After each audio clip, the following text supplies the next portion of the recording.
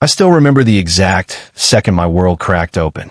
It was the moment my mother leaned across the pew at my grandmother's funeral and whispered, loud enough for the whole front row to hear, "Why did he even show up?" Evelyn never liked his children. His children. That's what she called them. Not her grandchildren. Not my daughter Lila. Not my son Theo. Just his children. Like they were stray dogs I dragged into church. I felt the words hit Lila first.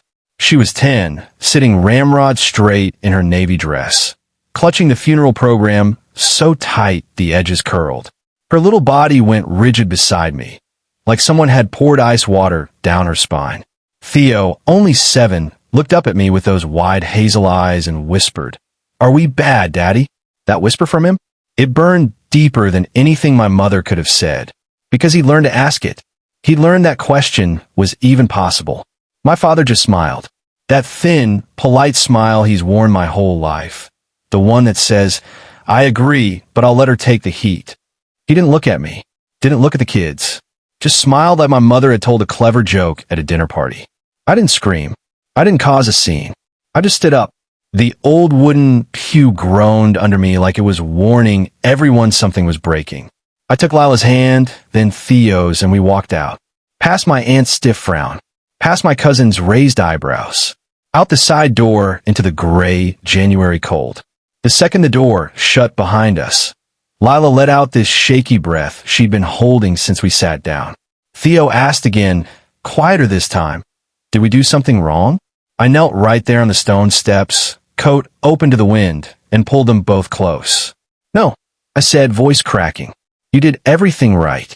You came to say goodbye to someone who loved you. That's what brave people do."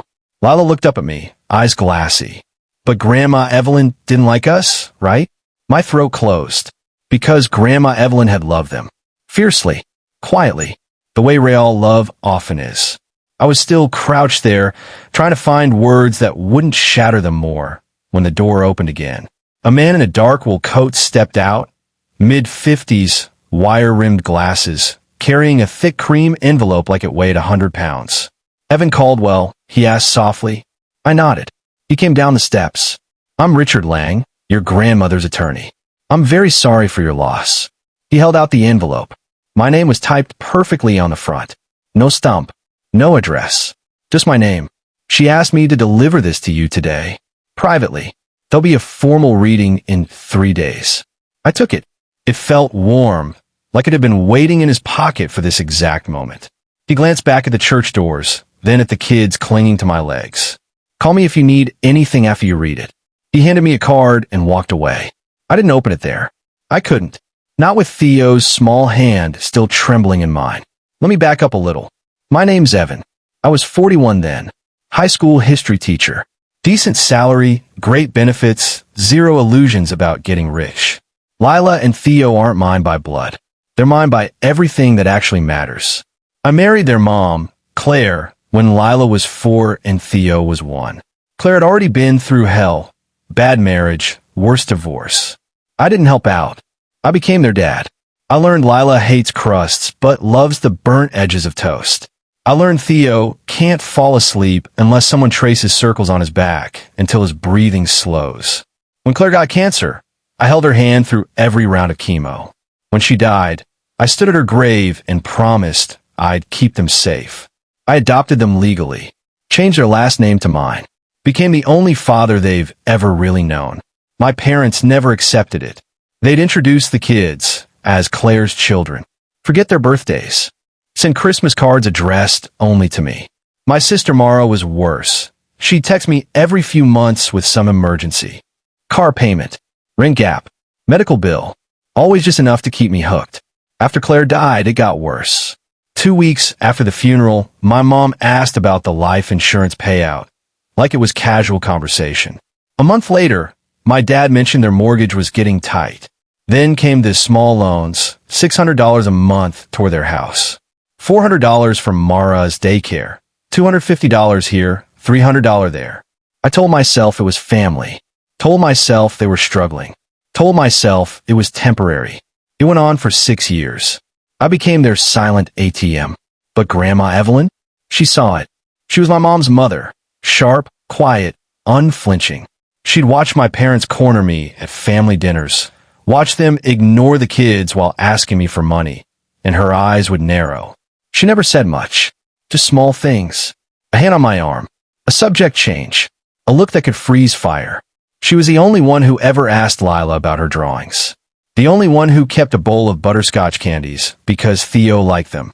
The only one who called them her grandchildren without hesitation. That envelope sat unopened on my kitchen counter all afternoon. The kids were quiet, too quiet. Finally, after I tucked them in, I sat down with a cup of tea I didn't drink and opened it. First, the formal letter from the attorney. Then a second envelope, sealed with a gold sticker. Grandma's handwriting on the front. Evan. I broke the seal. The paper still smelled faintly of her lavender soap. My dearest boy, if you're reading this, I'm already gone. I'm sorry I couldn't say goodbye in person. I've watched for years. Watch how they treat you. Watch how they treat those beautiful children. Watch them take your money while pretending Lila and Theo don't belong. I've kept records. Every check, every loan, every time they asked and you gave. You never had to buy your place in. This family, Evan, and you never should have let them sell it back to you piece by piece. There was a second page, a list, dates, amounts, copies of canceled checks, all the money I'd given them, documented, signed promissory notes I didn't even know existed. At the bottom, in her careful script, I'm giving the house to you, the one on Maple Ridge, the one with the big porch and the oak tree your grandfather planted. I'm putting money in trust for Lila and Theo, college, trade school, whatever they dream. Untouchable. And the loans? They're due now. To the estate. To you. I read it 3 times. My hand shook so badly the paper rattled. Lila appeared in the doorway, barefoot, hugging her stuffed giraffe. Dad? Are you crying? I pulled her into my lap. No. Primelit. Then, yes. But good crying. She read part of the letter over my shoulder. Whispered, Grandma Evelyn really loved us. Yeah, baby. She really did. That night, I opened my banking app. The recurring transfers stared back at me. Every Friday, like clockwork. Money flowing out to people who'd just erased my kids in a church. I canceled every single one. Click, click, click.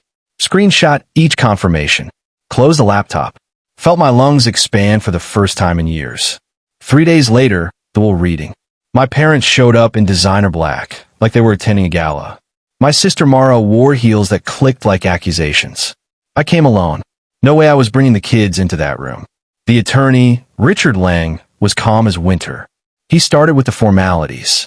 Then, Evelyn Caldwell leaves her primary residence at 42 Maple Ridge Drive, along with all contents, to her grandson, Evan Caldwell. Sole ownership. Immediate transfer upon probate. My mother made this strangled sound. My father's face went stone still. Then, a trust in the amount of $180,000 to be divided equally between Lila Caldwell and Theodore Caldwell for education or life start. Irrevocable, with Evan Caldwell as trustee. My sister leaned forward, eyes hungry. Then, to my daughter, Ruth Caldwell, I leave my everyday jewelry, the cedar quilt, and my collection of romance paperbacks. My mother's mouth actually fell open. And finally, the letter. The one she'd asked to be read aloud. Richard didn't read every word. Just enough. Ruth, Robert, Mara, I love you. But I will not reward cruelty. I will not fund people who humiliate children and bleed their brother dry while pretending those children don't exist. The money you borrowed was never a gift. It was a test. You failed. The room exploded. My mother stood so fast her chair tipped. This is insane. He manipulated her. She was old, confused. My father snarled, You ungrateful. Mara screamed, That's our house. That's our money. I just looked at Richard. Anything I need to sign? He slid papers across. I signed. Steady hand. Then the final blow. Richard opened another folder. Additionally, the estate holds documented loans totaling $24,600 to Ruth and Robert Caldwell and $9,800 to Mara Caldwell. Repayment due within 90 days or collections will begin. The executor, Mr. Evan Caldwell, will determine terms. Silence. Then chaos. They screamed all the way to the parking lot.